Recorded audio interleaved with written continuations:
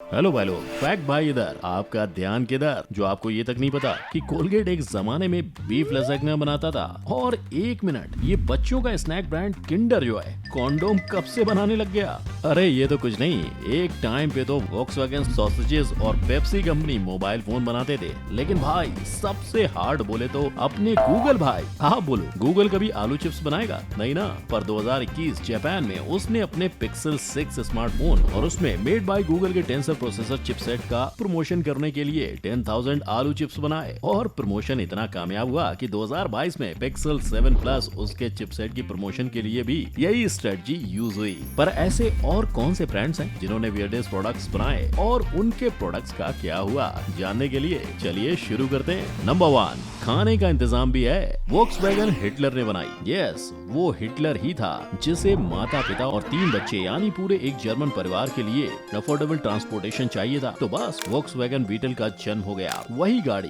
जिसके पास दुनिया में सबसे ज्यादा लोगों एक ही गाड़ी में ठुस जाने का वर्ल्ड रिकॉर्ड है, क्योंकि इसमें एक साथ 57 लोग ठुस गए थे। इतने तो ट्रक में नहीं आते। पर इस अटपटी लिस्ट ऑफ वियर्ड प्रोडक्ट में 80 साल पुराने वॉक्सवैगन का नाम क्यों है? अब जरा उस पर प्रकाश डालते हैं। पिछले 50 साल से वॉक्सवैगन करी बॉकवुर्स्ट नाम का स्पाइसी सॉसेज बना रहा है, जो इतना वर्ल्ड फेमस है कि उन्हें अपने वेजिटेरियन कस्टमर्स के लिए उन्हें 2010 से इसका एक वेट वर्जन तक बनाना पड़ा। पूरा मूड खराब कर दिया तुम्हारी माँ का। फिर भी उनके लिए ये सॉसेज कितना खास है, ये तो इसी से पता चलता है। उन्होंने उसे एक ऑफिशियल पार्ट नंबर 199398500500A तक दे रखा है, जिसकी शुरुआत उन्होंने अपने एम्प्लॉय को कैंटीन में सॉसेज का लुत्फ उठा पाने के लिए की थी। और आज भी 40% सॉसेजेस को कैंटीन में खाए जाने के लिए रखा जाता है और 60% सॉसेजेस सुपरमार्केट्स, स्पोर्ट्स स्टेडियम्स और दूसरी जगह बिकने के लिए जाते हैं। इस लिस्ट के वियर्डेस्ट प्रोडक्ट्स में फैक्ट भाई के मुताबिक वॉक्सवैगन ही सबसे कामयाब ब्रांड है। नंबर 2, पी से फोन। पेप्सी। पर फैक्ट भाई कहेगा इनका दिमाग खराब है, वरना वो पेप्सी फोन P1 क्यों बनाता? मतलब सेंचुरी पूरी करने वाली और 11 बार अपने कंपनी का लोगो बदलने वाली कंपनी से इतनी बड़ी गलती नॉट एक्सपेक्टेड। पर गलती की है तो भुगतना तो था ही। तो नवंबर 2015 में पेप्सी का फोन तो लॉन्च हुआ, लेकिन उसके बाद इक्का दुक्का छोड़ किसी ने उनका फोन खरीदा ही नहीं। और कोई खरीदता भी कैसे? उन्होंने फोन बनाने की जिम्मेदारी चाइना को दी थी। आप बताओ, आप ऐसे फोन के साथ रिस्क लेते? नहीं ना। पर पेप्सी का ये रिस्की बिजनेस नया नहीं, बड़ा पुराना है। वर्ल्ड वॉर 1 के दौरान शुगर प्राइसेस हाई थी। तब पेप्सी इन्वेंटर कैलेब डेविस ब्रैडहैम ने मौके पे चौका मारूंगा सोचकर बहुत सारी शुगर खरीद ली। पर उनका ये इन्वेस्टमेंट उन पर भारी पड़ गया। शुगर तो बिकी नहीं और 8 साल जैसे तैसे चलने के बाद पेप्सी बिक गया, जिसे लॉफ्ट कैंडी कंपनी ने खरीद लिया। और पेप्सी फोन P1 की तरह ही अमेज़न ने भी स्मार्टफोन्स की बड़ी वाली इंडस्ट्री में आग लगाने की कोशिश में अपना अमेज़न फायर फोन लॉन्च किया था। पर अमेज़न की भी दाल नहीं गली। और गलती भी कैसे? ये फोन भी बिना जरूरत का था। मतलब देखो, जब 1994 में लोग ऑनलाइन चीज पाने का सपना तक नहीं देख रहे थे, तब जेफ बेजोस ने लोगों को ये सपना दिखाया, उन्हें उसकी जरूरत बताई। और इसीलिए आज दुनिया इतनी आगे पहुंची है कि अब सबको हर चीज एक क्लिक पर चाहिए। पर अमेज़न का फोन तो बाकी फोन जैसा ही था, उसमें कुछ अलग नहीं था। नंबर 3, ब्रश करवाने की निंजा टेक्निक। कोलगेट का डिनर। हाँ, 1980 में कोलगेट का दिमाग चक्कर खा गया था, तभी उसने दूर की सोची और बीफ लसैग्ना बना डाला। पर जिसने भी खाया दोबारा इसे ना खाने की कसम खा ली। का बवासीर बना दिए हो। और 2 साल तक इसकी बिक्री ना होने से कोलगेट ने खुद अपने इस प्रोडक्ट को टाटा बाय बाय कर डाला। इसीलिए क्योंकि वो खुद ही समझ गया कि उसने अपने ब्रांड एक्सटेंशन बोले तो बिजनेस को दूसरे फील्ड में बढ़ाने के लिए गलत फील्ड चुन ली है। लेकिन वर्ल्ड का नंबर 1 कोलगेट किसी से कम नहीं। मतलब क्या आप जानते हैं, कोलगेट की अपनी यूनिवर्सिटी है। जी, फैक्ट भाई इस बात की खाल निकाल कर लाया है। यूएस की बैप्टिस्ट एजुकेशन सोसाइटी उर्फ Hamilton literary and theological institution उर्फ मेडिसन यूनिवर्सिटी। तो यूएस के इस यूनिवर्सिटी की 1890s में फाइनेंशियली मदद की थी, जिस वजह से कोलगेट के सम्मान में उन्होंने खुद का नाम बदलकर कोलगेट यूनिवर्सिटी रख लिया, जो आज तक नहीं बदला। पर वक्त के साथ एक चीज बदली और वो है कोलगेट की पॉपुलैरिटी। आज दुनिया के 50% घरों में कोलगेट ही यूज होता है। नंबर 4, चॉकलेट में नहीं, आलू की रबड़ी में स्वाद है। कैडबरी ने 1960s में शुरुआत की स्मैश ब्रांड की, और स्मैश ने शुरुआत की चॉकलेट की जगह इंस्टेंट मैश्ड पोटैटो बनाने की। ये फिर माइक्रोवेव के नए नए दौर में मम्मियों के बीच बहुत फेमस हुआ था और उसी से स्मैश अगले 20 सालों तक जिंदा रहा। हालांकि जब प्रॉफिट कम और पैसे ज्यादा खर्चे होने लगे और उस पर भी क्वालिटी का अता पता लापता हो गया। तो 1986 में कैडबरी ने स्मैश को बेच दिया। आज स्मैश अपने ओनर प्रीमियर फूड्स की छत्र छाया में पल बढ़ रहा है और कामयाब भी हो रहा है। लेकिन कैडबरी के कई राज हैं, जैसे जिस कंपनी को आप डेयरी मिल्क के पापा के तौर पर जानते हो, उसका असली बिजनेस ड्रिंकिंग चॉकलेट बनाना था। और डेयरी मिल्क जैसे सॉलिड चॉकलेट्स वो तो बस इसलिए इन्वेंट हुए ताकि बचा कुचा चॉकलेट कचरे में ना जाए। क्या इसका मतलब ये है कि आप और मैं इनडायरेक्टली कचरा खा रहे हैं? नंबर 5, आज सोडा से नहाना है माउंटेन ड्यू, डर के आगे जीत है। और जीत के आगे है माउंटेन ड्यू का बॉडी वॉश ब्लास्ट। नहीं, मैं नहीं मानता।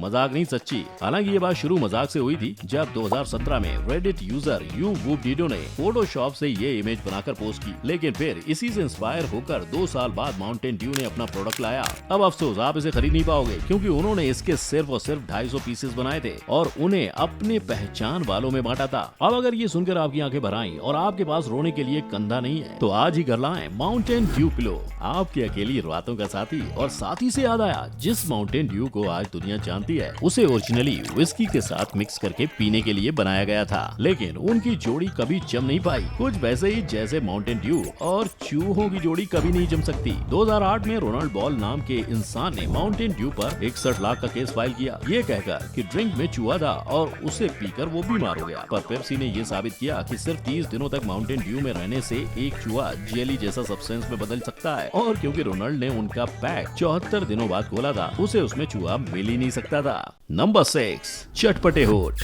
क्या आप जानते हैं, एक पूरे साल में बिकने वाले चीटोस को बनाने के लिए 5000 गाय लगती हैं? अगर नहीं तो कांग्रेचुलेशंस। अब आप जानते हो कि 5000 गाय के 11 मिलियन गैलन्स दूध से बनता है चेडर चीज और फिर उससे चीटोस की सीजनिंग। पर ये तो नॉर्मल था। अब ये देखो, 2005 में चीटोस ने अपना लिप बाम बनाया था और हैरानी ये नहीं है कि चीटोस ने ये प्रोडक्ट बनाया, हैरानी ये है कि 2011 तक लोग इसे खरीद रहे थे और इसका प्रोडक्शन जारी था। लेकिन 2016 में तो चीटोस ने हद पार कर दी, क्योंकि इस बार उसने चीटोस ब्राउन्जर और चीटो परफ्यूम बना डाला। आप बताओ, आप अपने आप को इस तरह नारंगी करने के $12 यानी 1000 रुपए दे पाओगे? Of course not. किंतु ये पहली बार नहीं जब चीटोस का नाम ऐसे अजीबोगरीब प्रोडक्ट्स की वजह से चर्चा में आया हो। 2017 में बस हैराम्बे गोरिल्ला जैसे शेप के दिखने के चलते सिर्फ एक चीटोस को ईबे पर पूरे 80 लाख से ज्यादा में बेचा गया था। क्या बात करता है यार? नंबर 7, आग लगा देंगे।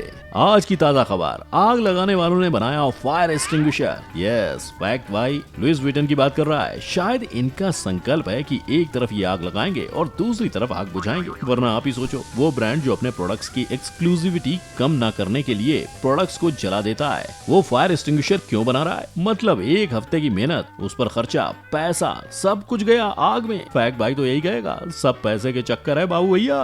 तू चुप रहे बाबा, तू चुप रहे। अगर लुइस विटन आज 11.2 बिलियन पाउंड का बिजनेस ना होता, क्या ऐसा करना मुमकिन था? बिल्कुल नहीं। क्यों नहीं?